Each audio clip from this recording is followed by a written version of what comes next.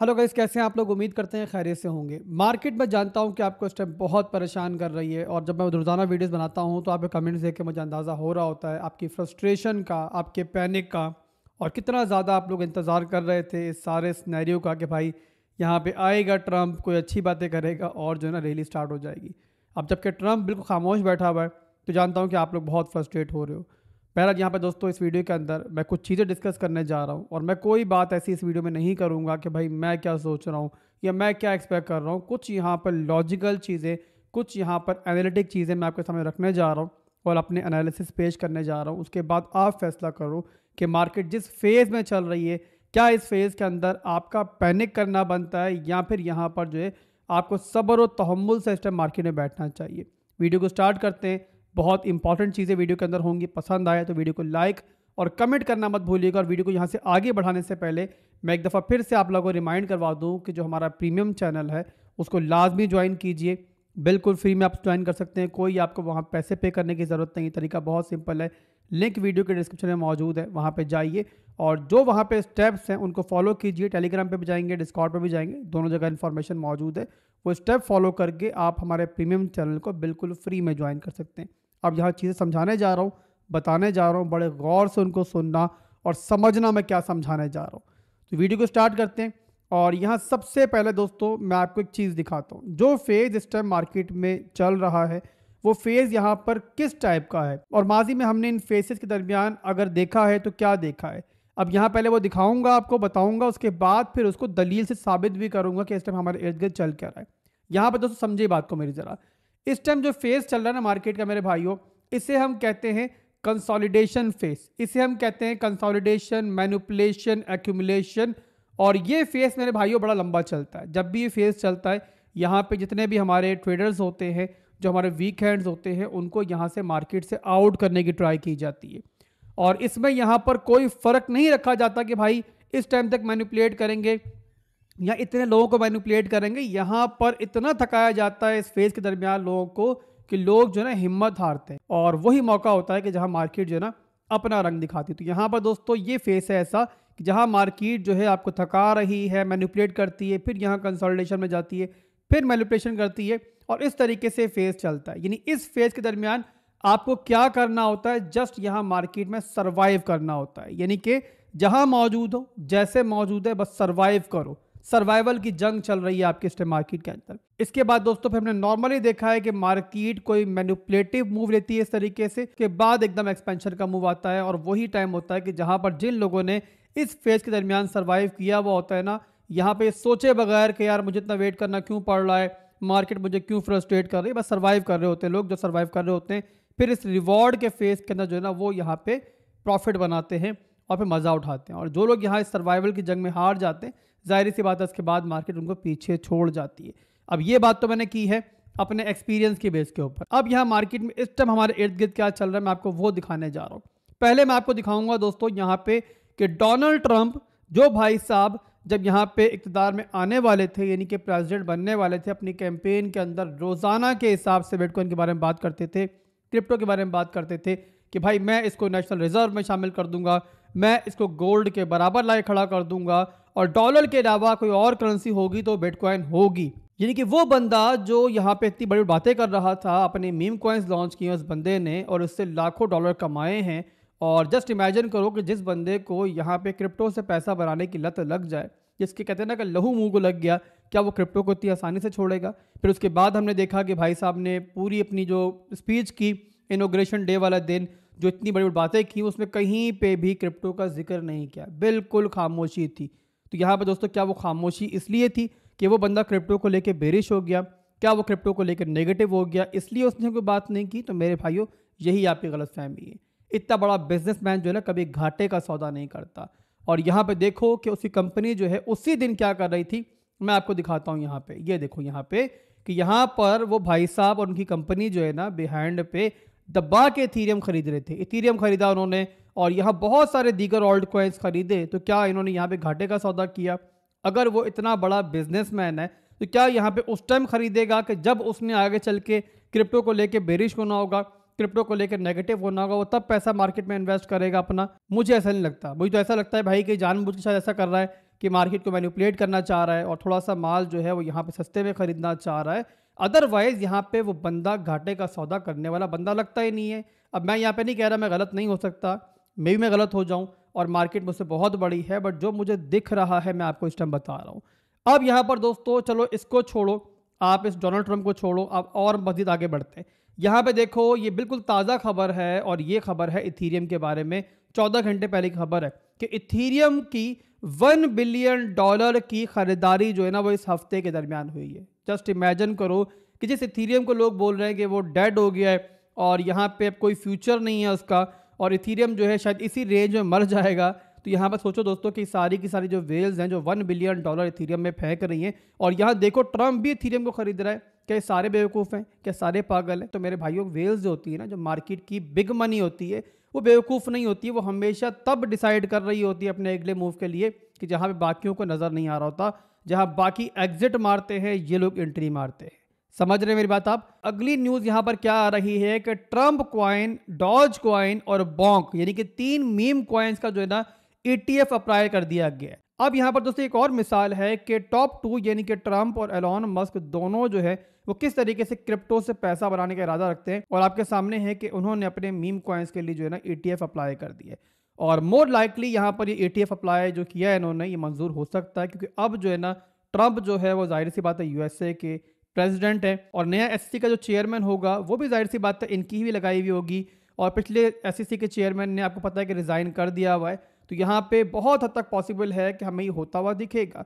तो यहाँ पे दोस्तों हमें क्या दिखाई दे रहा है? हमें ये दिखाई दे रहा है कि ट्रंप भी, एलॉन मस्क भी अब दोबारा से जो है ना क्रिप्टो को बहुत ज़्यादा अहमियत दे रहे हैं, और ये अपने अमल से बता रहे हैं। चाहे ज़ाहिरी तौर पे खामोश हैं, कोई बात नहीं कर रहे अभी के लिए, बट इनके जो यहाँ पे फैसले हैं वो आपको दिखा रहे हैं किस तरीके से क्रिप्टो को ये अहमियत दे रहे हैं। और यहाँ पे आपको पता होगा कि डॉज जो कि एक इनका नया डिपार्टमेंट है जिसका इन्होंने हेड लगाया है एलॉन मस्क को, उन्होंने अपने डॉज डिपार्टमेंट का नाम जो रखा था वो डॉज कॉइन के नाम पे रखा था, और अब यहाँ पर उसका लोगो भी इन्होंने डॉज कॉइन के ऊपर कर दिया। अब ये भी दोस्तों एक और मिसाल है किस तरीके से टॉप 2 जो है USA के इस टाइम, एलॉन मस्क और ट्रंप, ये दोनों जो हैं क्रिप्टो को यहाँ पे कितना ज़्यादा इस टाइम अहमियत दे रहे हैं। चाहे मुंह से कुछ नहीं बोल रहे, चाहे यहाँ पे खामोश है, बट यहाँ पे जो इनके अमल हैं यानी कि जो ये कर रहे हैं वो बता रहे हैं किस तरीके से क्रिप्टो से पैसा बनाने का इरादा रखते हैं। तो यहाँ पर दोस्तों आप मेरा ख्याल है कि समझ रहे होंगे कि इस टाइम जो है ना हमारे इर्द गिर्द असल में चल क्या रहा है। अब यहाँ पर दोस्तों मैं क्या कर रहा हूँ अपने लिए वो भी छोड़ दो, मैं क्या सोच रहा हूँ वो भी छोड़ दो। मैंने आपको बस ये दिखाया आज की वीडियो के अंदर कि हमारे इर्द गिर्द असल में चल क्या रहा है। इसके बाद आपने डिसाइड करना है, ज़रा आपका पैसा है, प्रॉफिट हो लॉस हो वो आपका होना है। तो आप डिसाइड करो कि आप किन के साथ चलना चाह रहे हो, बिग मनी के साथ चलना चाह रहे हो या फिर आप लोग अपने फैसला करना चाह रहे हो। ठीक है भाई, मेरा बताना फर्ज था, आगे आपका काम है क्या करना है आपने। इसके बाद दोस्तों हम आगे चलते हैं और यहाँ पर अब करते हैं थोड़ा सा टेक्निकली मार्केट का एनालिसिस। ठीक है, पर उससे पहले यहाँ पर हम देखते हैं कि ट्रंप जो है ना वो कौन से ओल्ड कॉइन्स होल्ड कर रहे हैं, जो कि इस टाइम USA के प्रेसिडेंट हैं और सारी इंतजामिया उनके हाथों में, सब कुछ उनके हाथों में। वो कौन से कॉइन्स हैं ऐसे जो एक्यूमुलेट कर रहे हैं, तो उसके लिए हम यहाँ पे चलते हैं, देखते हैं इन्होंने कौन कौन से कॉइन्स जो है ना इन दिनों के दरमियान परचेज किए। तो यहाँ पे दोस्तों देखो, जस्ट यहाँ पे मैं एक दिन की बात कर रहा हूँ, उससे पहले उसकी बाद की बात नहीं कर रहा हूँ। ये सिर्फ वो होल्डिंग्स दिखा रहा हूँ, वो बाइंग दिखा रहा हूँ जो इन्होंने इनॉग्रेशन वाले दिन की थी। तो इसमें आपको दिखाई देगा दोस्तों कि इन्होंने यहाँ पर जो है ना $4.7 मिलियन के लिंक बाय किए थे। वो लिंक जिसके अंदर पहली बार मैंने बाइंग करवाई थी $5 पे, उसके बाद हमने $12 पे भी, और इसके अलावा भी उससे नीचे भी हमने काफ़ी बार जो है इसका जिक्र किया है। तो मेरा ख्याल है काफ़ी लोगों के पास मेरी कम्युनिटी में होगा लिंक, और लिंक देखो आप लोग के पोर्टफोलियो में शामिल है डोनाल्ड ट्रंप के भी। उसके बाद अगला जो ओल्ड कॉइन है वो है यहाँ पे AAVE।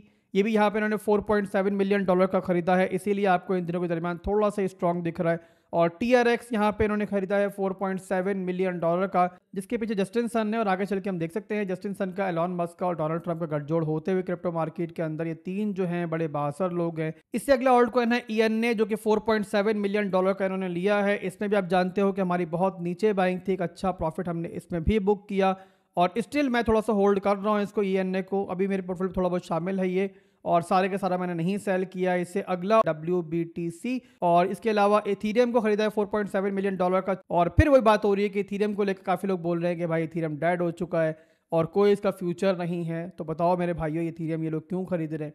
अब यहाँ एनीवेज हम पहले बिटकॉइन के एनालिसिस करेंगे, उसके बाद हम देखेंगे इथीरियम को, ठीक है। इथीरियम को भी शामिल करेंगे आज की वीडियो के अंदर। इतनी बार इथीरियम का नाम आ चुका है इन सारी वेल्स की ज़ुबान पे कि यहाँ पर हमें इथीरियम के भी एनालिसिस करने चाहिए आज की वीडियो के अंदर। तो यहाँ पहले देखेंगे बिटकॉइन को टेक्निकली, उसके बाद हम चलते हैं इथीरियम के ऊपर। अब यहाँ पे शॉर्ट टर्म के अंदर क्या यहाँ पे हमारे पास लेवल्स हैं वो बताने जा रहा हूँ, उसके बाद फिर हम देखेंगे इथीरियम को भी। तो यहाँ पे दोस्तों BTC का चार्ट मैंने इस टाइम ओपन कर लिया है। हमारे पास जो दो इंपॉर्टेंट लेवल्स हैं करीब तरीन, वो लास्ट वीडियोस के अंदर भी मैं बता चुका हूँ, दोबारा बताने जा रहा हूँ। ये है हमारे पास एक रेजिस्टेंस लेवल इसका, जो बनता है यहाँ पे हमारा 1,06,000 से लेके लगभग यहाँ पे $1,08,000 का जोन। और ये इस बार रिटेस्ट हुआ है, इसके ऊपर एक नया ऑल टाइम हाई बनाया है बिटकॉइन ने, बट अभी तक बिटकॉइन जो है ना इसको ब्रेक नहीं कर पाया। अब यहाँ पे दो पैटर्न्स हमारे पास बने हुए हैं नीचे, बट वो तब तक जाहिर सी बात है प्ले आउट नहीं करेंगे जब तक ये रेजिस्टेंस लेवल ब्रेक नहीं होता। और अभी तक यहाँ पे सप्लाई जोन से अच्छा खासा टफ टाइम जो है ना बिटकॉइन को मिल रहा है। प्रीवियसली देख लो, लास्ट टाइम जो ऑल टाइम हाई बनाया तब भी इसी लेवल से रिजेक्शन मिली और एक दफ़ा फिर से इसी लेवल से रिजेक्शन मिली है। एनीवेज जब ये ब्रेक होता है ना तो उसके बाद फिर आप कंसिडर कर सकते हो कि हमारा अगला टारगेट जो होगा वो 1,10,000 और 1,16,000 हो सकता है। बट उसी सूरत में बिटकॉइन ऊपर जाएगा जब ये लेवल टूटेगा, और ओवरऑल ये लेवल तब तक नहीं टूटेगा जब तक यहाँ पर जो है ना इसके ऊपर क्लोजिंग नहीं होती। और आपको दिख रहा है क्लोजिंग जो है ना अभी तक ऊपर नहीं हुई है, और जहाँ पे लास्ट टाइम हमारी क्लोजिंग हुई थी कैंडल की, वहीं पर इस बार भी कैंडल क्लोजिंग हो गई है। तो अभी तक कि हमारा सप्लाई जोन जो है ये इंटैक्ट है और हार्ड टाइम दे रहा है बिटकॉइन को। इसके अलावा दोस्तों नीचे का जो इंपॉर्टेंट सपोर्ट लेवल है जो है हमारा यहाँ पे 98,000 से लेके $1,00,000 का, और ये लेवल इसलिए भी इंपॉर्टेंट है कि एक तो साइकोलॉजिकल सपोर्ट है बिटकॉइन की, सेकंड एक और चीज़ ये है कि इस लेवल के टूटने की सूरत में जो है ना हमने देखा है कि बिटकॉइन पहले भी जो है ना काफ़ी स्पीड से 94,000 95,000 तक जाता है, यानी कि इस लेवल के बीच में और 95,000 के बीच में कोई खास सपोर्ट हमारे पास नहीं है। तो इसीलिए ये लेवल जो है इंपॉर्टेंट है और बिटकॉइन के लिए ज़रूरी है कि बिटकॉइन को होल्ड करे। यहाँ जब तक होल्ड है ये लेवल तो हम चांस ले सकते हैं कि बिटकॉइन जो है दोबारा ऊपर आ सकता है। अभी के लिए यहाँ बहरहाल बिटकॉइन 1,02,000 पे चल रहा है। तो ये हो गया दोस्तों फिलहाल के लिए बिटकॉइन का सिनेरियो। बट वही बात जो लास्ट वीडियो में मैंने की थी कि बिटकॉइन कहाँ चल रहा है कहाँ नहीं चल रहा है, ज़्यादा लोगों को इस चीज़ की परवाह नहीं है। और उसका रीज़न ये है कि ज़्यादातर ट्रेडर्स जो होते हैं हमारे वो ऑल्ट कॉइन्स में ट्रेड कर रहे होते हैं, और आगे चल के दोस्तों हमें तवक्का भी यही है कि इससे फ़र्क नहीं पड़ेगा कि बिटकॉइन जो है ना इस लेवल में है या फिर इस ऊपर वाले लेवल में है या फिर इस लेवल में है। जहाँ पर भी बिटकॉइन से पैसा निकलना स्टार्ट होगा, यानी कि डोमिनेंस गिरना स्टार्ट होगी, वहीं पे ऑल्ट कॉइन्स की रैली आएगी। और वहाँ बिटकॉइन जहाँ भी मौजूद होगा ना बस वहाँ स्टेबल रहना ज़रूरी होगा उसका, और इससे फ़र्क नहीं पड़ेगा, दोबारा रिपीट कर दूँ, कि बिटकॉइन किस लेवल में मौजूद है। तो यहाँ इसीलिए दोस्तों बिटकॉइन से ज़्यादा इंपॉर्टेंट चीज़ जो है ना वो है इस टाइम बिटकॉइन डोमिनेंस, और उस पर नज़र रखो। सप्लाई जोन पे मौजूद है, कल मैं उसका एनालिसिस दे चुका हूँ। जब वो गिरेगी तभी जो है ना ऑल्ट कॉइन्स के अंदर आपको रिकवरी भी दिखेगी, अच्छे मूव्स भी दिखेंगे। फिलहाल के लिए बहरहाल डोमिनेंस जब तक अपने सप्लाई जोन पर पंप कर रही है और वहां पर रिट्रेसमेंट की तरफ नहीं जा रही है तो जाहिर सी बात है ऑल्ट कॉइन्स की आपको बुरी हालत ही दिखाई देगी। इसके बाद चलते दोस्तों हम लोग इथीरियम की तरफ और उसको भी देख लेते हैं क्या चल रहा है उसके अंदर। इथीरियम का चार्ट मैं ओपन कर लेता हूँ। इथीरियम के अंदर दोस्तों इस टाइम जो है ना डेली का चार्ट मैंने ओपन किया हुआ है और हमारी वीकली की पूरी एक रेंज है। देखो यहाँ पे रेंज हाई है इसका हमारा 4100 का एरिया, और मिड रेंज है इसका हमारा 3450 का एरिया, और इसका जो रेंज लो का एरिया है वो है हमारा 2823 का एरिया। और 2823 जो है ना हमारा एक बहुत इंपॉर्टेंट सपोर्ट लेवल भी है। माजी में एक बहुत स्ट्रॉन्ग सप्लाई जोन भी था, आपको याद होगा काफ़ी देर तक जो है ना इथीरियम इसके नीचे ट्रेड करता रहा था, और जब ये लेवल टूटा था तभी जो है ना इथीरियम के अंदर एक अच्छी रैली हमें देखने को मिली थी जो कि हमने कैश भी की थी, और वहाँ पर 45% का मूव जो है ना इस रेंज के ऊपर देखने को मिला था। एनीवेज फिलहाल के लिए इथीरियम डेली के अंदर जो है ना अपनी मिड रेंज से रिजेक्शन लेता हुआ हमें दिख रहा है, और यहाँ पे अभी के लिए जो है ना यहाँ पे एक ट्रायंगल पैटर्न में ट्रेड कर रहा है। अभी ट्रायंगल पैटर्न जो है ना अभी तक ब्रेक नहीं हुआ है, ना तो ऊपर की तरफ और ना ही नीचे की तरफ, और अभी के लिए आप देख रहे हो कि इथीरियम जो है ना इसी के अंदर बिल्कुल स्क्वीज होता जा रहा है, यानी कि बहुत जल्द हमें ब्रेकडाउन या ब्रेकआउट जो है वो देखने को मिलेगा। बट यहाँ पर दोस्तों इथीरियम को लेकर आप देख रहे हो कि फंडामेंटली हमारे इर्द गिर्द क्या कुछ चल रहा है, तो उसको देखते हुए हम यही एक्सपेक्ट कर सकते हैं कि इथीरियम फिलहाल तो हमें थोड़ा वीक दिख रहा है, और मे भी यहाँ पर जो है ना इथीरियम हमें शायद इस रेंज तक भी टैप दे दे 3000 या 2800 की रेंज तक। बट उसके बावजूद मैं समझता हूँ कि मिड टर्म के अंदर जो है ना इथीरियम एक अच्छा मूव लेगा, एक अच्छी वापसी करेगा। तो जो लोग भी इथीरियम को होल्ड कर रहे हैं, आप लोगों ने देखा है कि यहाँ पे कितनी वेल्स को खरीद रही हैं, इथीरियम को एक्यूमुलेट कर रही हैं, तो मेरे हिसाब से पेशेंटली आप लोगों को भी इसको होल्ड करना चाहिए। टाइम लग सकता है बट एट द एंड ये वापसी करेगा, एक अच्छी वापसी करेगा, और एक अच्छा बेनिफिट आप लोगों को देगा। इसके अलावा कोई अगर एंट्री बनाना चाह रहा है तो यहाँ पे 3000 से लेके 2800 तक मेरा ख्याल है एक अच्छा इसका बाइंग जोन है। तो ये ओवरऑल दोस्तों आज की मार्केट अपडेट है। और मॉरल ऑफ द स्टोरी जो आप इस वीडियो से निकाल सकते हो वो यही निकाल सकते हो जो वीडियो के शुरू में आपको बताया था मैंने, कि जो टाइम इस टाइम चल रहा है बहुत मुश्किल टाइम है और पॉसिबिलिटी मौजूद है स्टिल के अच्छे टाइम से पहले मज़ीद मुश्किल टाइम भी देखने को मिले। बट उसके बाद मेरे ख्याल से जो लोग यहाँ पे इस टाइम में सर्वाइव कर जाएंगे ना, इस सर्वाइवल की जंग जीत जाएंगे, तो वो यहाँ पर जो है ना बाद में बेनिफिट उठाएंगे। बहरहाल कोई फाइनेंशियल एडवाइस मेरी तरफ से नहीं होती है, जो हमारे इर्द गिर्द चल रहा है मैंने आप तक पहुँचाया है, फंडामेंटल एनालिसिस दिए हैं। इसके अलावा जो पर्सनली मेरी ओपिनियन है वो आपके सामने रखता हूँ मैं।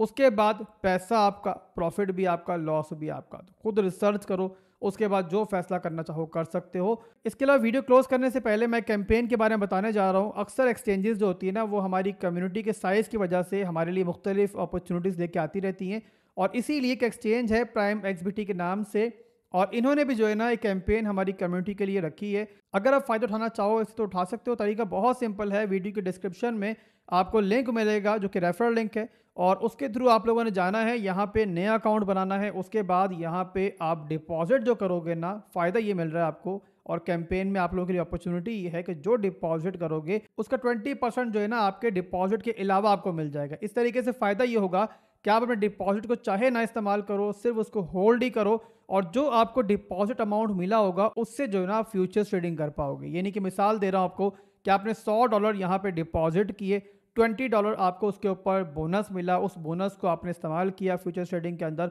जो प्रॉफिट मिला वो भी विड्रॉ कर लिया, और जो आप यहाँ पे लेके आए थे पैसे वो भी विड्रॉ कर लिए। इस तरीके से आप लोग जो है सीख भी सकते हो फ्यूचर्स ट्रेडिंग को विदाउट अपनी मनी स्पेंड किए, और जो प्रॉफिट होगा लॉस होगा ज़ाहिर है आपको उससे भी फर्क नहीं पड़ेगा। तो ये ओवरऑल दोस्तों कैंपेन चल रही है, बता दिया मैंने आपको। इसके अलावा यहाँ पे बता दूं एक और बात मैं आपको, कि हमारी तरफ से कोई फाइनेंशियल एडवाइस किसी भी एक्सचेंज को इस्तेमाल करने के लिए नहीं होती है। एक्सचेंज आप कोई भी इस्तेमाल करो वो आपकी मर्जी है। हमारे पास जो कैंपेन्स आती हैं और जो हमारे पास अपॉर्चुनिटीज़ आती हैं वो हम आप तक पहुँचाते हैं, ताकि हमारी कम्युनिटी अगर फ़ायदा उठाना चाहे उनसे तो जाहिर सी बात है उठा पाए। तो अभी के लिए बस इतना ही था, फिर मिलेंगे बहुत जल्द। अल्लाह हाफिज़।